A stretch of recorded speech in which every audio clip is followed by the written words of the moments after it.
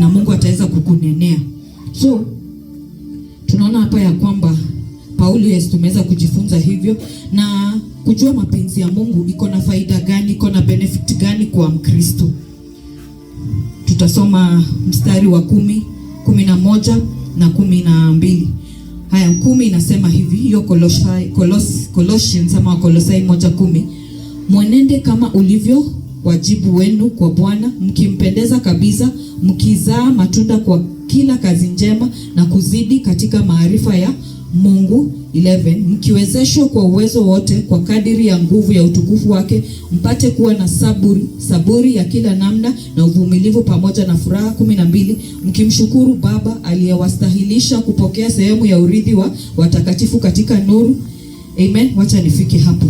So wacha niweze kutafsiri ya kwamba Paulo akawa anawaambia kwamba mkijua the will of the Lord, mkijua mapenzi ya Mungu, na hata sikujua tu, mkiweza kuzidishiwa ama mkiweza kujazwa, hivyo ndivyo neno imesema, kujazwa na maarifa ya mapenzi ya Mungu katika hekima yote. So itawasaidia aje sasa sisi kama Wakristo? Kuna kitu sisi tunaweza soma kutokana na hiyo verse ya kwamba utaishi maisha yanayostahili mbele ya Bwana Yesu.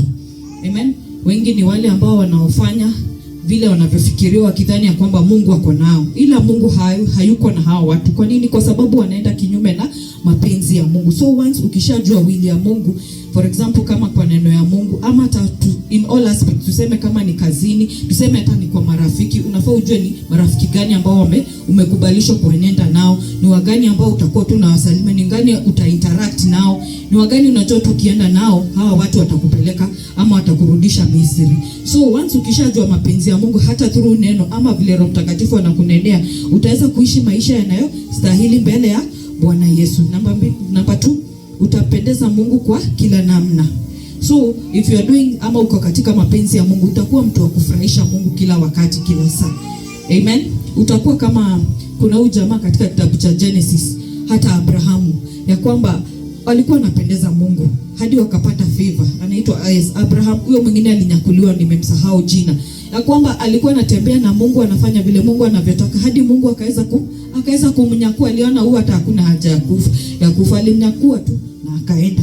Kwa nini? Kwa sababu alikuwa ashajua mapenzi ya Mungu, kukaa katika njia za utakatifu, kuenenda kwa njia hii na hii, kutoa kama ni sadaka hivi na hivi. Amen. So utakuwa mtu wa kupendeza Mungu kila namna, na utazaa matunda kwa kila kazi unayofanya ama kwa kila kazi njema. Sasa matunda ni kama nini? Kama for example, kama uko na huduma unazaa matunda, wewe utakuwa wewe unakuwa tu unaenda level to level, glory to glory. Kama uko na gift ya kuimba, unaona ya kwamba unatoka kiwango hii, Mungu tu anaendelea tu akikuzidishia.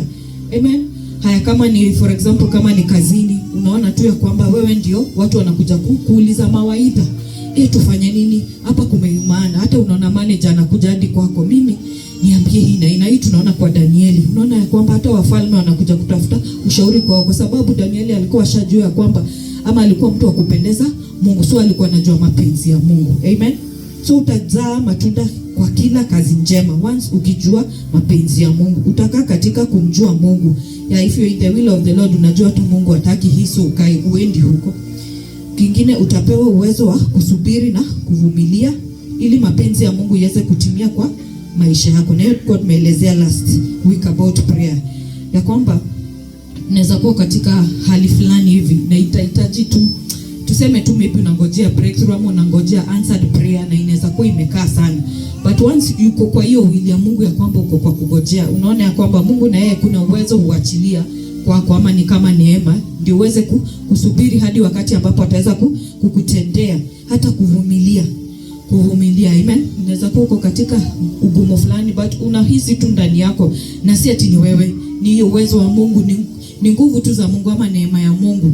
Unaona tu wewe una stress, hata kama uko katika hali fulani huna stress, unaendelea kugojea Mungu, Kwa nini? Kwa sababu you are in the will of the Lord. Wengi ni wale ambao walichoka kugojea Mungu, wakaanza kutafuta shortcut, wakaenda kwa waganga, na hata kama walitendewa na hao waganga, hawana hiyo peace, hawana hata hiyo peace.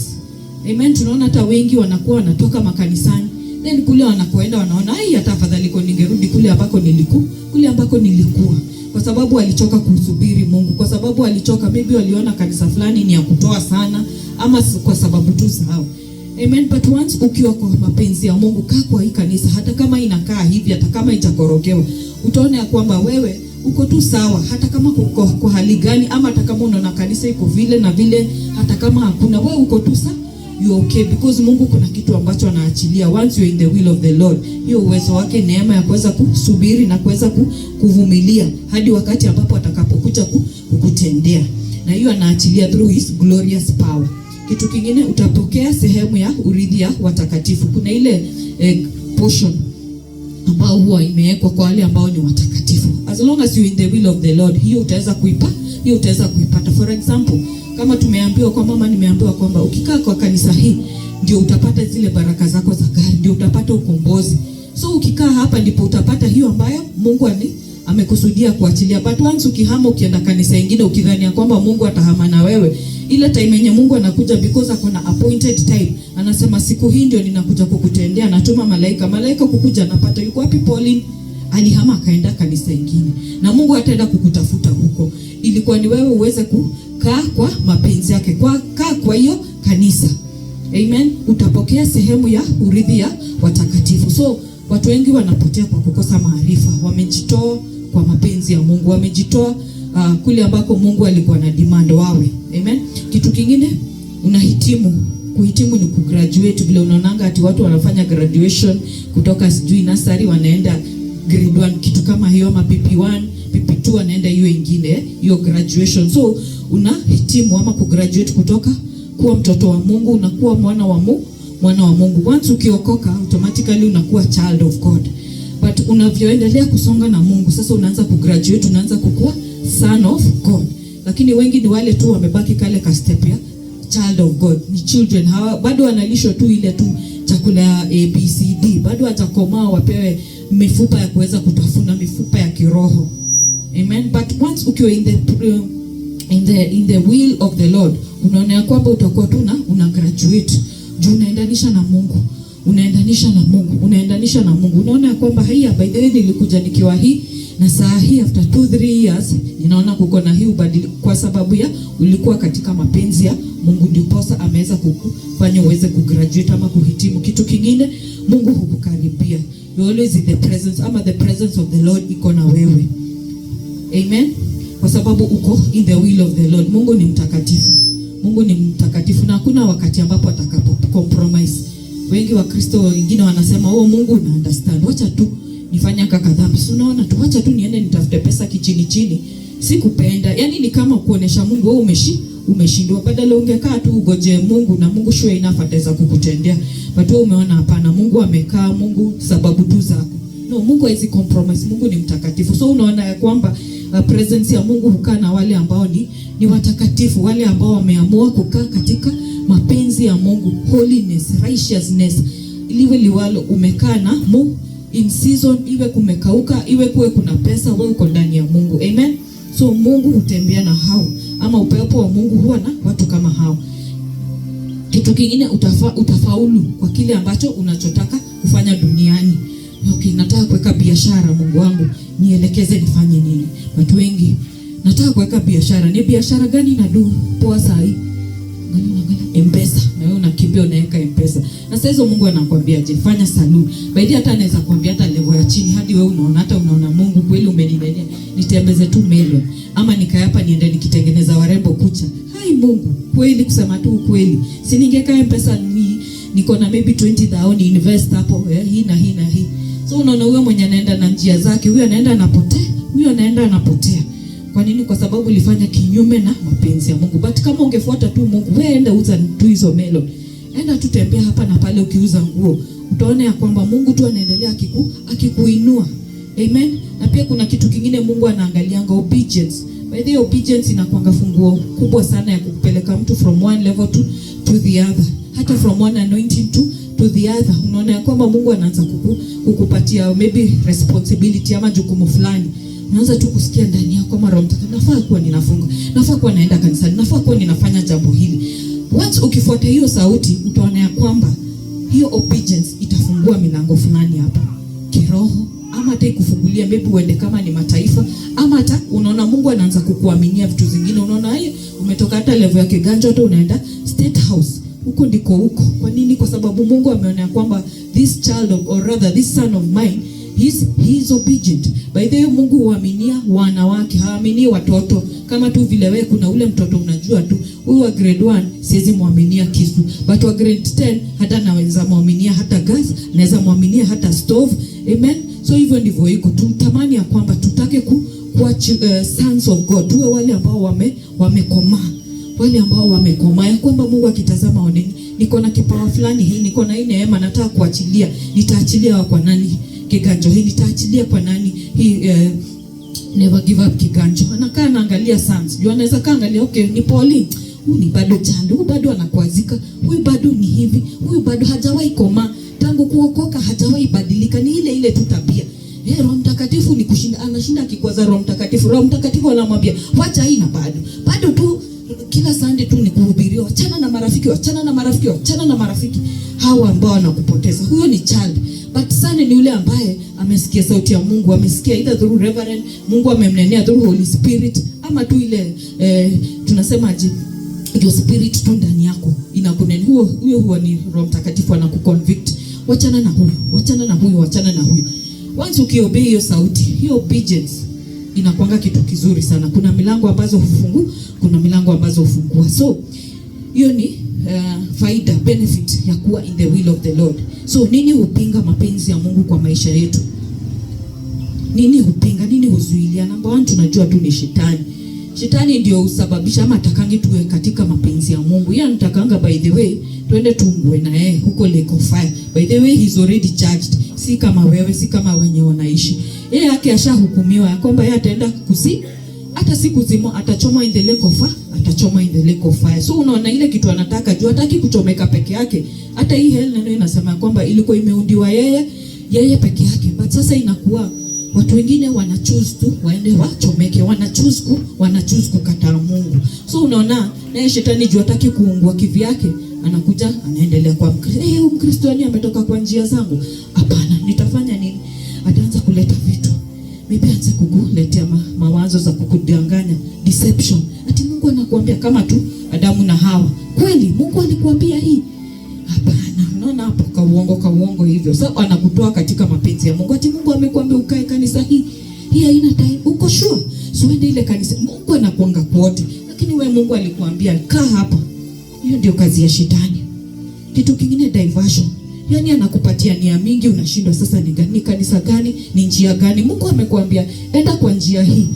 Anza kuuza melon. Wewe achana kazi zingine na zingine. Huwa anakuambia twende baba utakuwa unapata 50k hii na hii. Mwingine anakuambia fungua salon, mwingine enda Tang'ambo. Na hizo kumbe ni njia zenye Mungu shetani ashafungua, na ukishapitia ruti unaenda unapatana na kifo. Ukishapitia ruti maisha yako inakuwa tu hivyo. So inakuwa tu maisha ya regret. So shetani, kitu kingine delay, procrastination, anakufanya tu kaange tu kwa pale tu nitaenenda kwa njia za Mungu, nitafanya hii procrastination. Amen. Kitu kingine upinga mapenzi ya Mungu ni nia yetu, our intention, nia yetu. So by the way, mapenzi ya Mungu wakati mwingi haiendanishi na vile tungependa na vile tungetaka, but it's for us to choose to obey. It's for us to choose to obey. Okay, kuko na njia kwenda ngambo, lakini Mungu wangu nasema nisiende kwa njia hii, niuze melon. Sawa, wacha tu niende na njia zako. Njia za Mungu unaweza kaa ufikirie one kweli huyu ni Mungu. Huyo anakuanga ni Mungu. Na by the way Mungu ata confirm word yake. Lakini sasa inakuanga dunia yetu iko juu, na kama unaona hii na hii, sasa unaona nia yako inakuwa inapinga mapenzi ya Mungu. Kitu kingine kinachopinga mapenzi ya Mungu ni strong-willed Christians. Hao strong-willed yani Wakristo ambao lazima vitu zote zienende kulingana na mapenzi yao. Kama kitu haendanishi na mapenzi yao, hapana. Strong-willed. Na hao hawambiliki, by the way. Wanakuwa ni kama tu ni vichwa ngumu. Na kwa macho ya Mungu hawa hawajaokoka. By the way hawajaokoka. Do you know why? Kwa sababu once ukiokoka unaambia Mungu umesurrender.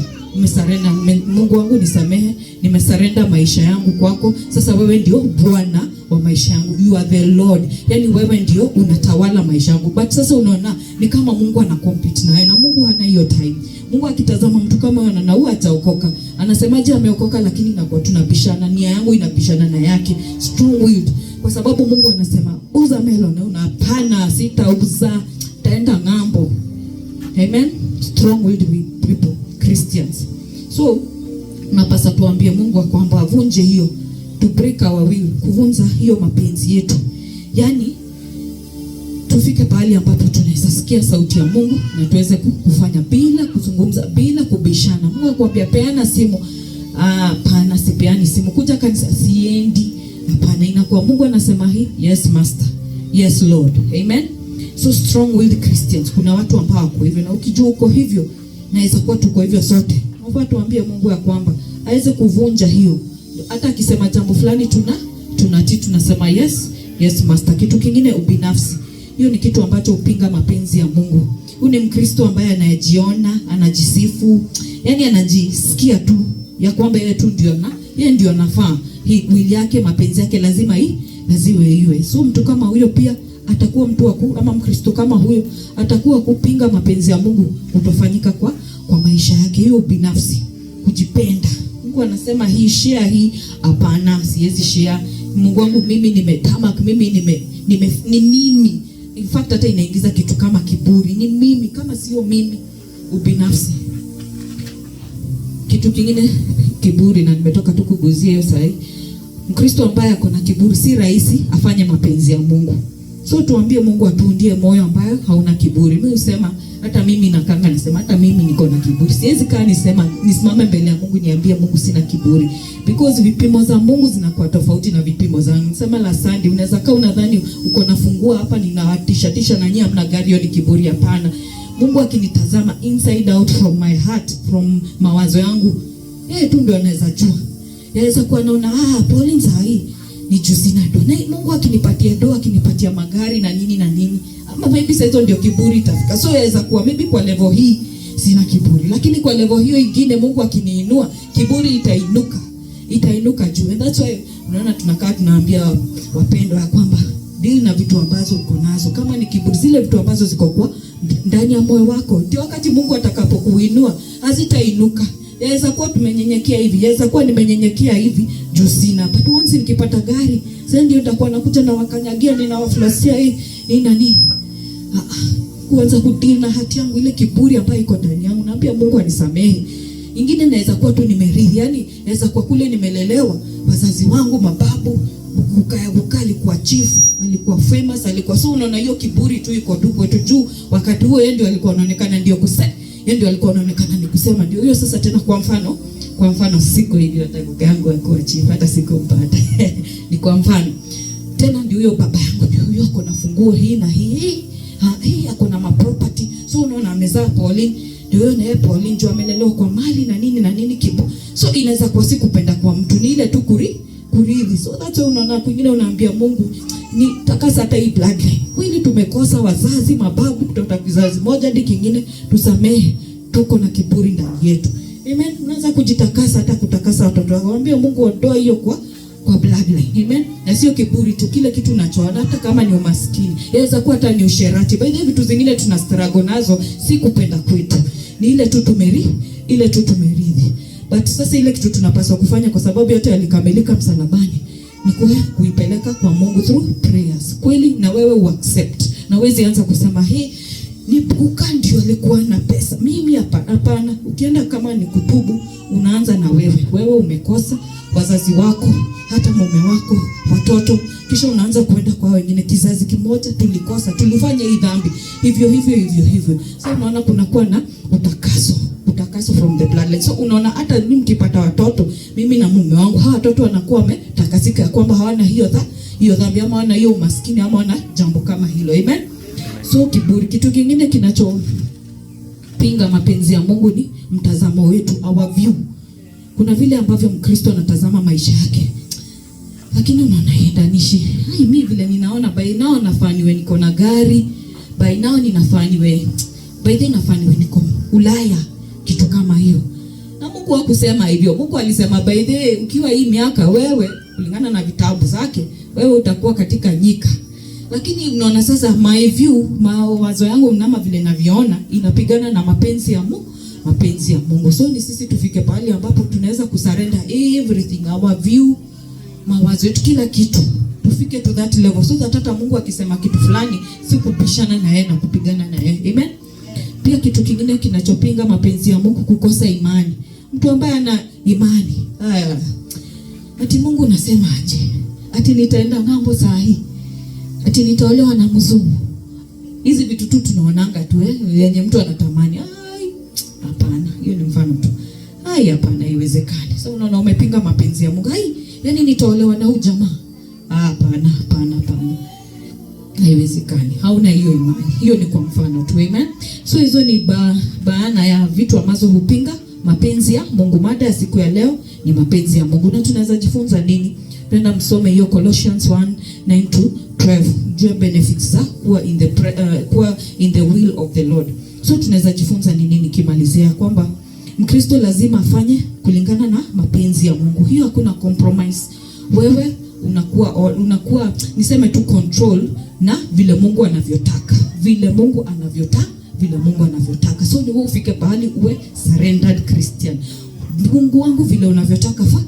Si Mungu atusaidie na atuunde na sisi tumpatie nafasi, tupatie Roho Mtakatifu nafasi aweze kuweza kututengeneza. Si ati Mungu anini, si ati Mungu atutengenezi, but it depends. Nimetoka kuambia kwamba there are levels of Christians. Kuna wale ambao ni watoto na kuna wale ambao ni wana. Wana ni wale walisikia sauti ya Mungu na wakataka kuchange. Lakini kuna wale tu ni watoto tu. Wako badilika hii, achana na usharati, mwaka moja mwaka ingine hapana. So lazima tuwe tumetengenezeka ili mapenzi ya Mungu iweze kufanyika kwa maisha yetu. So hii ni kusemaje? Ni kusema hii ni personal. Wewe unakaa unajitazama na Roho Mtakatifu ni wapi? Niambie nitengeneze. Yaani una surrender tu. Mimi ni kweli niko hivi. By the way, vitu mingi hata nimekuja kugundua. Unaweza kaa uone hii ama Roho Mtakatifu anakuambia kuna usharati, wewe ni msharati, kuna pombe, kuna hii na hii. Hakuambia ati juu ya kukuhukumu. Anakuambia taka ya kwamba wewe uweze kusurrender jambo hilo. Wengi wanakuwa wana struggle. Okay, niko na maybe addiction, lakini unaona wengi wana struggle, wanaificha. Mungu anataka tu ipeane wazi mbele ya Mungu. Mungu wangu nina struggle na hii, niko na wivu, niko na kiburi, niko na addiction. Mimi napenda wanawake, mimi ninapenda wanaume. Hizo vitu zote. Na utaona once umeanza kuingia katika mlango wa uponyaji. Wengi wa Kristo wako na hiyo kuficha, wanafichia Mungu, ila tuko wazi mbele ya Mungu. Si tu watu ambao tumesurrender, ndio mapenzi ya Mungu yaweze kutimia ndani yetu. Kitu kingine ni tuombee hisia yetu na ufahamu zetu za kiroho ziweze kusikia Roho Mtakatifu akitueleza mapenzi ya Mungu. Yes, because many of the times Mungu ananena lakini hisia zetu hazipelekani na vile Mungu anasema. At times connection disconnect. Vitu hizo zote. And that's why prayer inasaidia sana. Kama vile tumesoma kitabu cha Wakolosai kwamba ukitaka kujua mapenzi ya Mungu kwa maombi utaweza kuisikia na utaweza kuijua. Colossians 4:12 sitasoma kwa sababu ya wakati. Lakini nasema tu kwa ufupi ya kwamba tutafute ukamilifu na kudhibitika katika mapenzi ya Mungu. Yaani we need to be perfect and complete ndio tuweze kusikia mapenzi ya Mungu ama to walk in the will of the Lord. Na inawezekana. Abrahamu alituonesha kwamba inawezekana. Hao waliitwa hata friends of God. Kwa sababu ya nini? They were walking in the will of the Lord. So ni sisi tufike to that level. Tutafute hiyo perfection. Inawezekana, kila kitu iko. Nyakati hizi si zile za kusema haiwezekani. Nyakati hizi ni za neema. Nyakati hizi tumemwagiwa. Holy Spirit has been outpoured. Amemwaga tu vile tu mtu anavyoomba ama vile mtu anajifunua. Na once ukijifunua hivi utaona kwamba na kweli kuna vitu nimeanza kugrow. Ni hii usherati, ni hii moshana, ni hii na hii ulevi, ni addiction. Hata unasikia kwamba una hiyo hisia ya kutaka kukunywa vitu kama hizo madawa za kulevya. Kwa nini? Kwa sababu unataka kutafuta hiyo perfection and completion. God, enough is enough. Nimechoka na hii kiburi, nimechoka na hii masengenyo, nimechoka na hii na usherati and the rest. Kitu kingine tunaweza jifunza nini? Mungu by the way halazimishi mtu kufuata mapenzi yake, sababu kila mtu ako na free will. Kila mtu ako na uhuru wa kuchagua. Na it's for us tuweze kuchagua mapenzi ya Mungu ambaye ni njia bora. Choose life. Mungu hatakuja aniforce ati Pauline enenda kwa njia zangu hizi. Hapana, ni Mungu ananena, but it's for me to choose to obey the law, to choose to obey the Lord. Na hii inakuanga ni jawabu ya watu wengi ambao wanaulia, wanakasirikia Mungu. Mungu ulikuwa wapi Mungu, kwa nini napitia hali hii? Wewe ulitake time kujua mapenzi ya Mungu, uko sure Mungu hakukunenea. Last week sema kwamba Mungu wetu ni mwaminifu, ama Mungu wetu ako na huruma mingi. Hata kabla mtu aingie kwa accident, hata kama mtu aingie kwa dhambi fulani, kuna vile tu Mungu hunena kwa ile huruma yake, lakini inakuanga haizi kujiforce, haizi kuja na malaika tuanze kukukata. No, it's for us tuweze kuobe. So jua jambo hilo, Mungu hakuforce, anakuambia njia yangu ni hii, choose life na ni hii, na anakuacha. So tufike hapo ya kwamba tunaweza taka kuenenda kwa njia ya Mungu. Tumepondeka ya kwamba tunaweza sikia njia za Mungu na tunaenenda kwa njia za Mungu, kwa sababu Mungu hata tulazimisha. Yes, uweze kuegemea kwa njia zake. Kitu kingine, never assume God's will. Usiwahi guess ama dhani unajua mapenzi ya Mungu. Usiwaja guess. Unajua unaweza kaa useme mimi ni pastor, mimi ni praise team nini. So automatically Mungu ako na mimi, automatically Mungu atafanya hii na hii. Hapana. Never guess. Never assume God's will. Amen. So tuwe kama Daudi. Pia kama mfalme Sauli, Roho Mtakatifu alinipatia hiyo leo asubuhi. Tuwe kama mfalme Sauli, ya kwamba hata kama is not a good example, alitafuta Mungu vile Mungu aliasi, Mungu akamwacha, lakini akamtafuta kwa prophet. Mungu hanini, akamtafuta wapi? Mungu hayuko, ikabidi sasa akaenda kwa mganga. Tuwe hivyo. Okay, si tuende kwa waganga, but tutafute Mungu hivyo. Hata Daudi kabla aende katika vita, unakaa unaona, Mungu wangu nifanye nini? Niende wapi? At times naye Mungu juwezi kaulazimishe Mungu vile atavyonena, atatumia prophet na atatumia mtu mwingine. Kwingine ile Urim ama Thummim ile yenye walikuwa navaa. Njia yote kingine hata kinanda. Njia yote tu, but hangesonga bila kusikia mapenzi ya Mungu. So tusiassume God's will. At time tunakuanga hivyo, at time nakuanga hivyo, unakaa unaona mimi ni mhubiri. Hapana, Mungu wetu ni mtakatifu. Hainendi na vile wewe unafikiria, ni wewe unaende na vile yeye anavyotaka. After all, wewe ndio umeokoka, he is the boss. Amen. Na ya mwisho, kuna hatari ya kutofanya mapenzi ya Mungu. You can do a costly mistake. Unaweza fanya kosa kubwa au ya kiujinga kwa maisha yako, kwa sababu hukufanya mapenzi ya Mungu. Una regret, I wish singeenda ng'ambo. Na imagine niliambota na Reverend, Mungu alinenea hata kwa ndoto, lakini nilikaa nikaona tu, nikienda Afghanistan, nikienda huko maisha yangu at least nasikia watu wanaenda ng'ambo. Hata mimi natamani kwenda na ndege, but Mungu tu alikuwa ananinenea na mimi sikusikia. Huyo ni nani anasema? Huyo ni mtu maybe hizi mastori tu mnaonanga kwa internet, sitasema kwa sasa, mnazijua. Watu wana regret, why did I go? Kwa sababu hakusikia mapenzi. Sasa wewe ni Mkristo ambaye hakusikia mapenzi ya Mungu. Yes, unaweza fanya kitu fulani, in fact hata it cost your life. It is very dangerous kutofuata mapenzi ya Mungu, juu inaweza sababisha hata upoteze uhai wako, na hakuna wakati utaanza kulaumu Mungu. Where were you Lord? Where were you?